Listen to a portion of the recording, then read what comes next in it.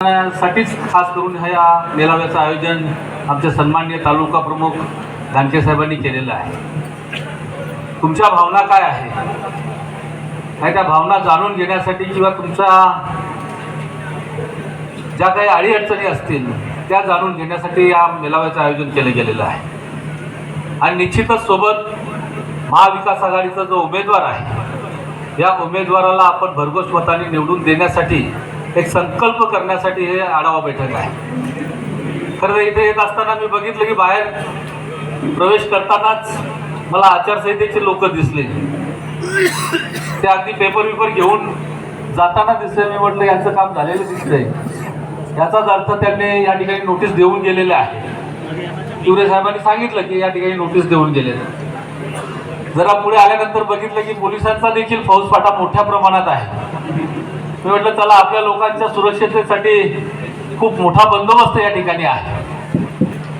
परंतु कदाचित माझा भ्रम असेल, ते या ठिकाणी बघायला आले असतील की शिवसेनेचे लोक या ठिकाणी काय करतात, काय बोलतात आणि ते कसे अडचणी देतील ते पाहण्यासाठी कदाचित ते या ठिकाणी आलेले असतील.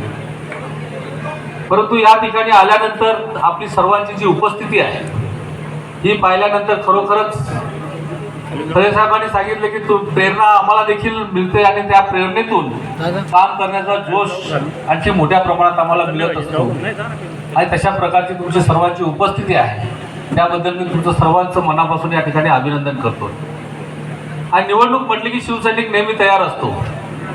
आणि तुम्ही सर्वजण या ठिकाणी असे सैनिक आहात की अगदी सेनापतीला देखील चॅलेंज देऊन आणि त्या चॅलेंज स्वीकारून आणि त्या ठिकाणी तशा पद्धतीचा उमेदवार निवडून आणण्याची ताकद ही शहापूरच्या शिवसैनिकांमध्ये आहे.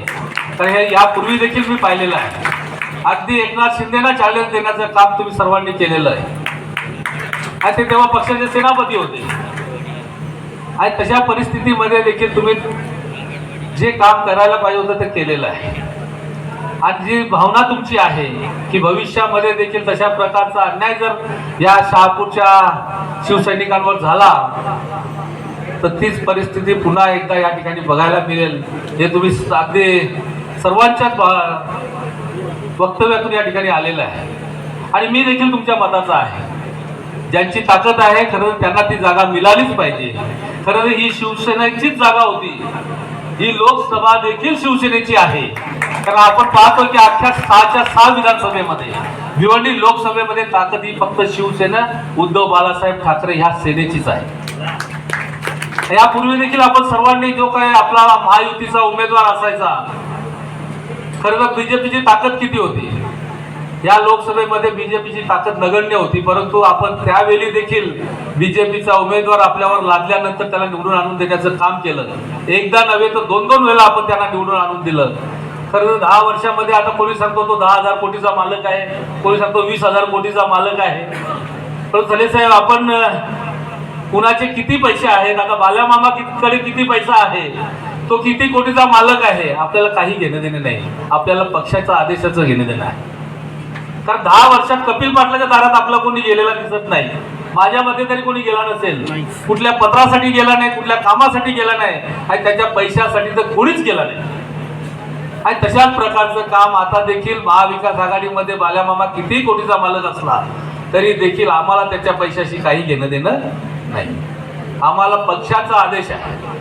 आपला शिवसैनिक पक्षावर चालणार आहे आणि आपल्या पक्षात आदेश आल्यानंतर आपला कुठलाही सैनिक मागे राहत नाही.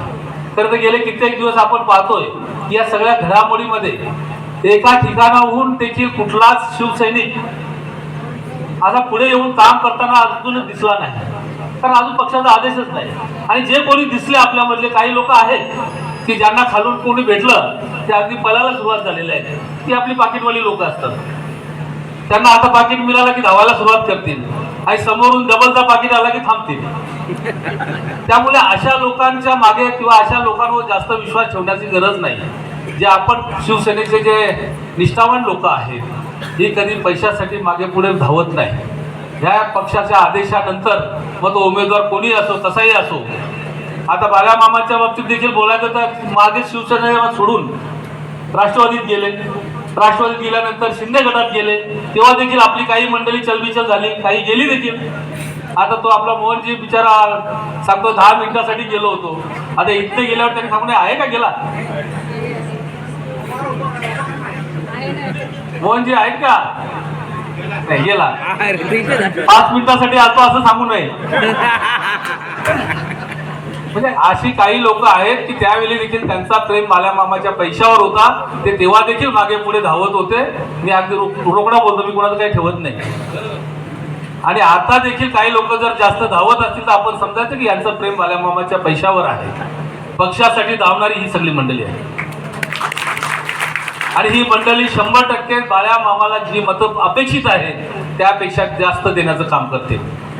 परंतु हे करत असताना मी तर त्यांना आधीही सांगितले, अजून तुमच्या समोरही सांगतो आणि भविष्यामध्ये जेव्हा आपला महाविकास आघाडीचा आता नंतरचा जो मेळावा असेल तेव्हा देखील सांगणार आहे की शिवसेना ही फक्त आमची असणार आहे आणि आमच्या शिवसेनेची ताकद आम्ही तुम्हाला पूर्णपणे देऊ.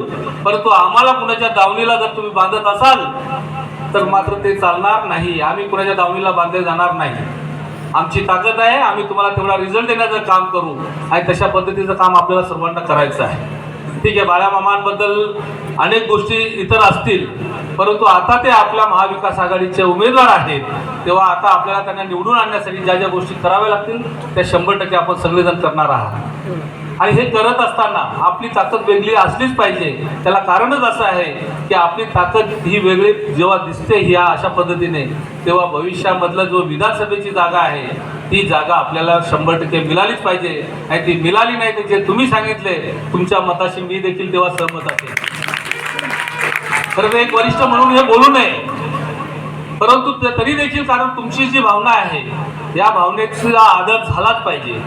आज जशी आपली ताकद असताना देखील सीट गेली, आपल्याला समजा महाविकास आघाडीमध्ये राष्ट्रवादीला द्यावी लागली, कारण सिंधुदुर्ग पासून ते पालघरपर्यंत सर्व जागा ह्या शिवसेनेला होत्या आणि शिवसेनेला असल्यामुळे त्यातली ही एकच जागा आधीपासून खरं तर आपल्यावर नेहमीच अन्याय होतो भिवंडीकरांवर, भिवंडी लोकसभेतल्या सर्व लोकांवर.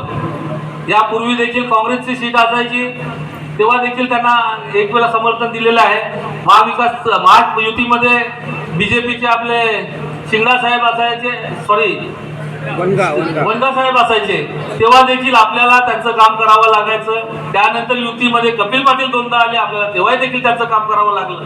आता ही महाविकास आघाडीमध्ये आपण बाळामामाचं काम करणार आहोत. परंतु जे 10 वर्ष कपिल पाटलांनी ज्याप्रमाणे आपल्या लोकांनी ताकदीनं निवडून दिल्यानंतर फक्त त्रास आपल्याच लोकांना द्यायचं जी कामगिरी केली ती बाळामामांनी करू नये हे आजच आपण त्यांना ठणकावून सांगणार आहोत. जिंकल्यानंतर जर तुम्ही आमच्या लोकांना त्रास देणार असाल तर मात्र आम्ही जिंकून देऊ शकतो, तसं पाडू शकतो.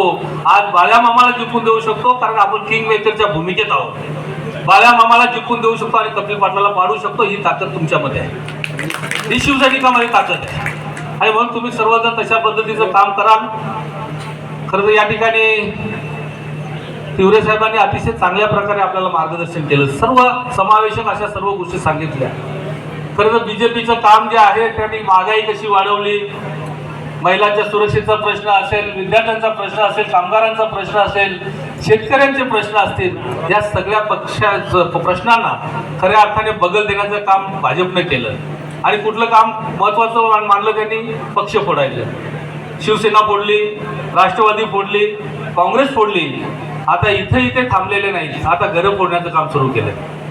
अगदी भावाभावांमध्ये भांडणं लावून नाही, काका पुतण्याची भांडणं होतीच, परंतु आपण आता पाहतोय नंदा भाऊजीमध्ये भांडण, भावा बहिणीमध्ये भांडण, बाप लेकामध्ये भांडण, भावा बहिणीमध्ये तर झालं, आता नवरा बायकोमध्ये देखील भांडण लावायला सुरुवात झालेली आहे. आपण पाहतात ते राणा दाम्पत्य जे आहे नवरा बायकोमध्ये पण सुरू झालेलं आहे. आणि अशा पद्धतीचं काम भाजपचं सुरू आहे. ज्यांनी देश सांभाळायचं, ज्यांनी खऱ्या अर्थाने या भारताच्या जनतेला चांगल्या पद्धतीचे न्याय व्यवस्था, चांगल्या पद्धतीची अर्थव्यवस्था, चांगल्या पद्धतीचं या ठिकाणी ज्या काही सोयीसुविधा आहेत त्या देण्यापेक्षा या ठिकाणी फक्त 5 किलो रेशन फ्री आणि अगदी लोकांना 80 करोड लोकांना त्या ठिकाणी फ्री रॅशन देतो म्हणून अभिमानाने सांगतायत. अरे 80 करोड लोकांना तुम्ही त्या ठिकाणी लाचार बनवण्याचं काम केलं.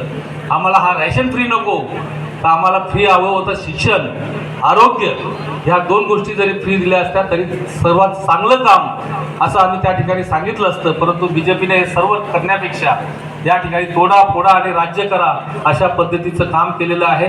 या BJPने आता लोकशाहीला घातक हा पक्ष झालेला आहे आणि लोकशाही आपल्याला वाचवायची असेल, आपला संविधान वाचवायचं असेल तर भाजप किंवा भाजप बरोबर असलेला कुठल्या पक्षाचा उमेदवार त्या ठिकाणी निवडून येणार नाही याची दक्षता आपण सर्वांनी घेतली पाहिजे.